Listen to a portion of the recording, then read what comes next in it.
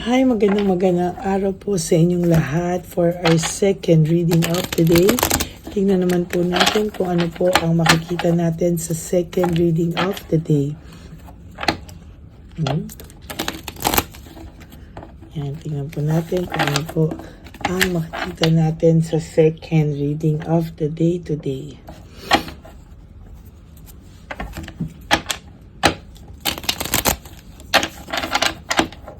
Kamusta po kayong lahat? Kung hey Fat Choy po, no? Para po sa inyong lahat, ako po ay sabi ko nga po sa inyo ay mayroong munting regalo kahapon na uulitin ko po ngayon para ulitin nyo po at mas maging effective po para sa inyong lahat, no? At isa pa po, sana po ay napanood nyo na po yung first, second, and third reading kahapon at ang ating fourth reading kagabi. Bago po kayo tumalon sa first reading kanina at dito po ngayon sa second reading of the day, no? Yan, no? Yan. Balasahin lang po natin itong mabuti.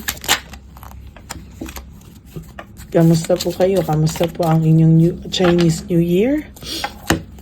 Pagpasensyahan nyo lang po yung boses ko, ha? At medyo, sabi ko nga po sa inyo, kagagaling ko lang sa hindi mabuting pakiramdam, no? Init lamig, kaya ayan po, no? Gusto ko lang po itong balasahin mabuti para po hindi maging coincidence ang mga pagbunot, no? Talagang nakita nyo po na habang kayo ay aking kinakausap, ito po ay ating nababalasa ng mabuti, no? So marami pa po ang hindi nakakapanood, no, sa ating reading of the day kahapon. Baka kayo po ay busy, no? So sana po today ay mapanood nyo po, no? Naiwan po yung second, third, fourth reading kahapon at yung aking munting regalo po sa inyo, no? Talagang draining po yan pero ginawa ko po para sa inyong lahat, no? So pili na po tayo ng 20 cards, no? 1, 2, 3, 4, 5, 6, 7, 8, 9, 10. Okay, another 10 cards. Huwag nyo pong i-skip to, ha. Dito po ako kumukuha 2, 3 ng 4, 5, 6, 7, 8, 9, 10. Dito po ako kumukuha sa inyo ng connection. Ano?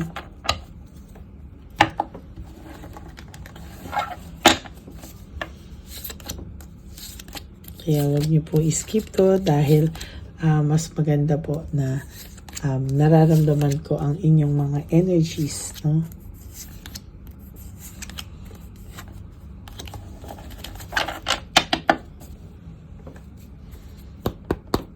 Okay, for your first card, this is all about unforgiveness, no? Talagang ang taong to, alam niya po na napakahirap pong patawarin kung ano man po ang kanyang nagawa. Takot na takot din po siya sa mga oras na to na kayo ay mahirap na siyang patawarin o hindi niyo siya mapatawad in the near future. Natatakot po siyang dalhin lahat ng konsensya. Natatakot po siya na ma-retain sa kanya lahat ng konsensya at hindi po siya talaga makawala dito, no? Sa nakikita ko rin po ay meron akong nakikita dito na talagang meron po itong ginusto niya po talaga na makawala at talaga pong lahat po naging hindi po siya trustworthy, no? Talagang siya po ay talagang gustuhin niya po balang araw i-confess sa iyo lahat ng kanyang mga nagawa. Darating po ang araw, i-confess niya sa iyo lahat yan, ano? Hindi po siya mapapalagay hanggang hindi niya nako-confess sa iyo lahat ng nangyari at naging kasalanan niya sa iyo. Lalo na po naiisip niya na kayo po ay isang pamilya or kayo po ay maayos na naging magkarelasyon, ano, tinuring ka rin po nitong pamilya talaga, no, at namimiss niya po yung samahan na meron kayo actually, no. Nung time po na kayo, kontento po siya sa buhay at talagang ang dami niya pong success at lahat po ng mga pinaplano niyo ay nag-work out, no. Sabi ko nga po sa iyo ay talagang ngayon po siya talaga ay sabi ko nga sa first reading kanina, pagkagising nito at talagang ay nakakaramdam po siya ng matinding bigat ng pakiramdam, no, yung konsensya niya po talagang masasabi ko po sa inyo na napakabigat po talaga ng kanyang dinadala-dala, no. Siya po ay nakakaramdam na ikaw ay inaalagaan mo na yung iyong sarili para pong ikaw ay nawala na ng amor, ng oras sa kanya. Kaya hindi niya po yan matatanggap, no? Pag ikaw po ay hindi na makapagdesisyon kung siya ay gusto mo pa o hindi natanggapin sa buhay mo, talagang ito po ay mapapakali. There will come a time na itong taong pong ito talaga ay makakaramdam ng matinding depression talaga, no? At talagang hindi niya po kakayanin. Sabi ko, there will come a time na talagang i-confess na po niya sa'yo lahat ng nagawa niyang mali sa'yo. No, there will come a time talaga po na ito ay lalapit sa'yo, no? At i-express niya po lahat ng emotions niya na talagang pinigil niya, no, nung time ngayon, no. Like ngayon po ang taong ito ay nakakaramdam ng matinding konsensya talaga pong sa mga oras na to, no. Pagising po ng taong ito, siya po ay nakakaramdam ng matinding pain, no. Matinding pagkaaligaga na hindi niya maramdaman, na parang hindi niya makumpara yung bigat ng konsensya niya ngayong araw na ito, no. For those of you po na nakipag-usap sa tao niyo through dun sa aking gift, ulitin niyo po, no, para mas talagang effective po yung dating. Huwag kayong mag-alala, ilalabas ko yan bagong yung i-insenso ko siya ulit para mas maging effective po talaga, no. There is this selfishness, naging selfish po ang taong na to. Ngayon po siya ay talagang medyo may pagka irritable, no, immature. Talaga ngayon naiisip niya lahat po ay talagang hindi niya po kinakaya, no. Siya po ay nakakaramdam ng matinding pagkabalisa ngayon. Alam niya po kasi na siya po ay nangloko, siya po ay ginawa niya po ang lahat ng makakasakit sa iyo. Kaya itong tao pong ito ngayon ay nakakaramdam ng pagkabagabag, no. Siya po ay nababagabag talaga. There is also this ito po talagang taong ito din ay talagang napapagod siya, no, sa pag-iisip niya ngayon, at talagang sa nakikita ko po talaga dito ay may tension ang pakiramdam niya, no. Naiisip niya ngayon at siya po ay natitensyonado ngayon, no, sa mga oras na to. Siya po ay very tense, no, parang feeling niya po ay talagang may waste of time, no. Pasensya na po kayo, no, ako ay nasa ibang kwarto, no, dahil medyo gusto ko po na mas maayos itong kasi medyo yung medyo mausok po yung studio, kaya nandito po ako sa kwarto ng aking anak-anakan at naririnig niyo po siyang naghihilik. Pagpasensyahan niyo lang po, no. There is this direction, there will come a time na itong taong to ay magkakaroon ng direksyon, determination, lumapit sa iyo na lahat po ng kinakatakutan niya ay kanyang haharapin sa susunod na mga panahon. Magkakaroon ka rin po ng justice talaga, no, at lahat po ng iniisip niya ay pagdidesisyonan niya, at talagang magkakaroon po siya ng hakbang para po ito ay isa katuparan, Marami po siya ngayong arguments, conflicts sa ibang tao, no, struggles, tensyon sa iyong karibal at naging mga kakompetisyon. Pwede pong ito ay sa third party, pwede rin pong ito ay sa mga ibang tao na nakaaway mo because of this, no? Or pwedeng sa kanya din po, no? Talagang marami po siya ngayong iniisip, no? There's also this weakness, doubts, no?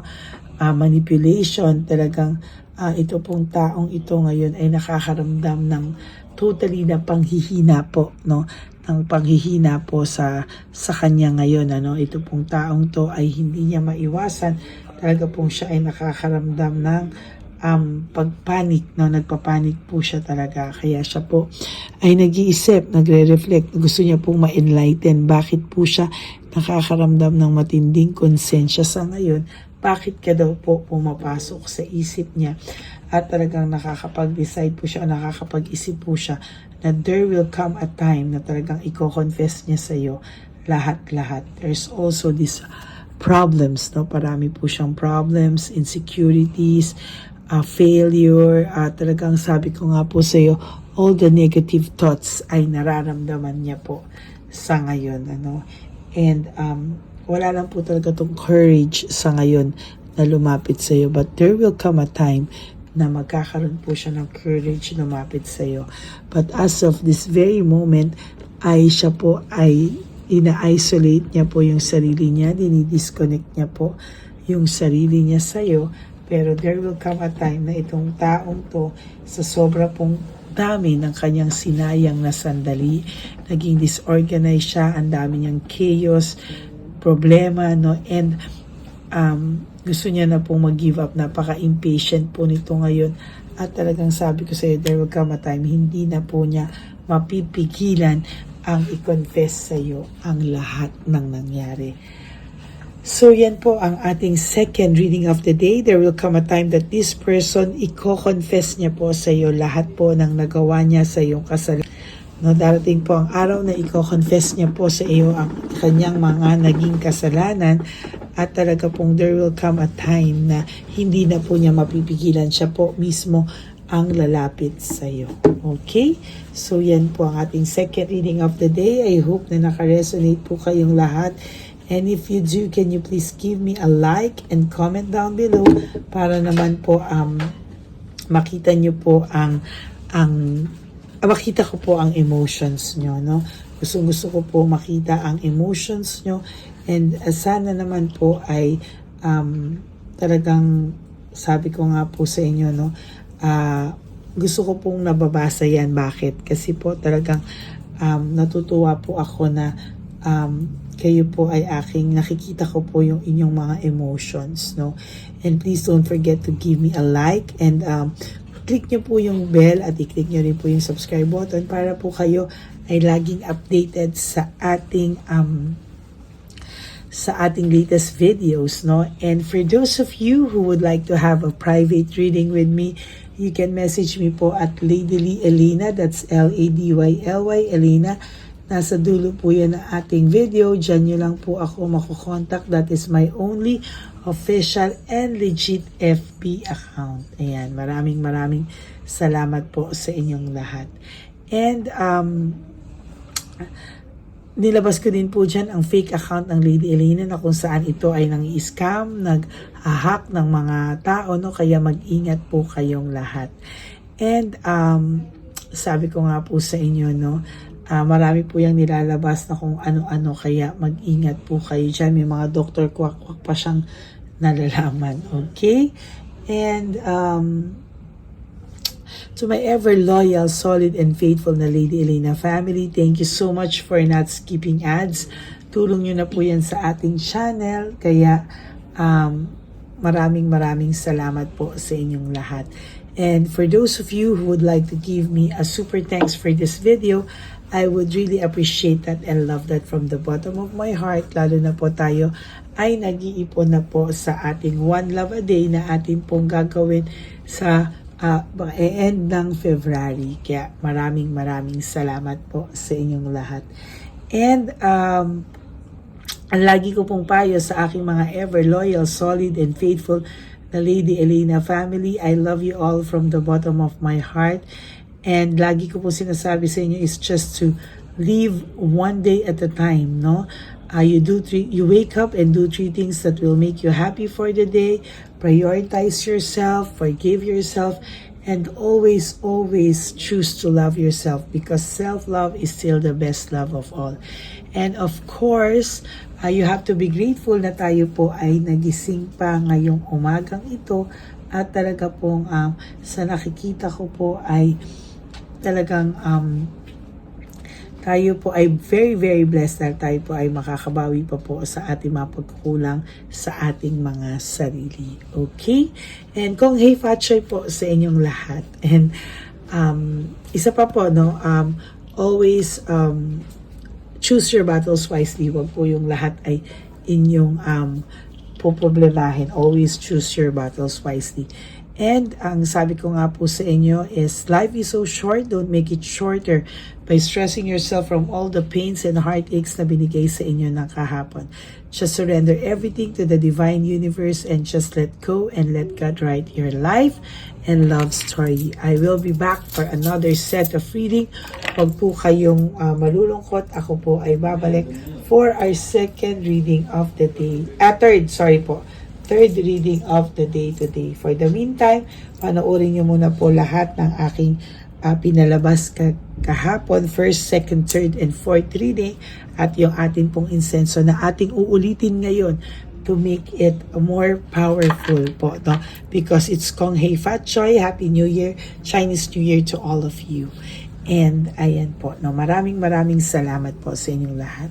Mag-ingat po kayo and magkita-kita po tayo ulit for our third and fourth reading of the day. Of course, it's holiday and it's Chinese New Year. I will give you a bonus reading, of course, for today. Kung mga ordinaryo nga po ay nabibigyan ko po kayo, syempre po ngayon ay akin po kayong bibigyan ng reading of the day. Pero sana po, no, ang regalo nyo naman po sa akin ngayon ay panoorin nyo po lahat ng first, second, third, and fourth reading natin today. At yung kahapon po, ayan po ang gift nyo. Wala po kayong papalagpasin. Maraming salamat po sa inyong lahat and God bless you all. Bye! May update po, may nagpanggap pong subscriber natin na siya po ay magpapahula sa fake na Lady Elena, kaya ayan, hinihingan po siya na $80 at ang cell po niya ay nabigay at nakuha. Ang pangalan niya po sa cell ay Julian Albert, no? Siya po ay may cell account din, kaya mag-iingat po kayo. Ayan po, no, kung sino man po yung scammer na Julian Albert na yan, no, iinsensohan po natin yan para siya po ay makonsensya. Kung wala man po siyang konsensya, at least po bumalik sa kanya lahat po ng kanyang ginagawa, at maling-mali po yan, ano. Basahin niyo po lahat yan, makikita niyo po, ayan po ang cell number niya at Julian Albert na yan, ano, para po talagang ma-report din po natin yan na siya ay gumagamit ng cell account na Julian Albert. Mag-ingat po kayo. Ayan po yung number niya. Ayan po yung pangalan niya. Huwag po kayong magpauto. Nakita nyo naman po, no, napakalayo po ng pangalan ko sa pangalan ng pinagsisendan nyo po ng account o ng pera. Kaya mag-ingat po kayo at beware sa scammer na to. At talagang ayan po, pinost ko po ang kanyang pangalan dito para maging babala po sa inyong lahat. Maraming salamat po. At mag-ingat po kayo, pakireport po ang page na yan, ang messenger niya na Lady Elena. Maraming salamat po and God bless you all. Ayan, sa susunod po makikita niyo yung account niya na ire-report niyo. Salamat po na marami. Magandang gabi po ulit sa inyong lahat. Ako po ay muling nagpapaalala sa inyo na mayroon pong lumalabas sa FB at Messenger account na fake account po, no, nang hihingi po ng $25 through PayPal at hindi po yan totoo. Huwag po kayong maniwala dyan. At pag sinabi mo po na gusto ko pong marinig ang boses nyo or makita kayo, ang sasabihin po ay magbibigay kami ng link. Buksan mo yan at pagkatapos ay makikita mo ako. Huwag po kayong maniniwala dahil yan po ay hindi totoo. Yan po ay isang malaking scam na pag binuksan nyo po ay makahack po lahat-lahat sa inyo. Mahahack po ang inyong mga personal details. Lahat po, lahat-lahat ay mahahack. Ako po ay nalulungkot na ito po ay nangyari, ngunit sa talagang may mga tao pong masasama at may mga tao po talagang hindi makatiis na hindi gumawa ng masama sa ibang tao. Pero maging aware po sana kayo, tulungan niyo po ako, i-report po natin yung fake na yan at sa FB para siya po ay mawala na at wala na po siyang mabiktima pa. No? Nandyan po lahat ng details at maraming salamat po sa inyong lahat. Maraming salamat po sa inyong lahat at mag-iingat po kayo.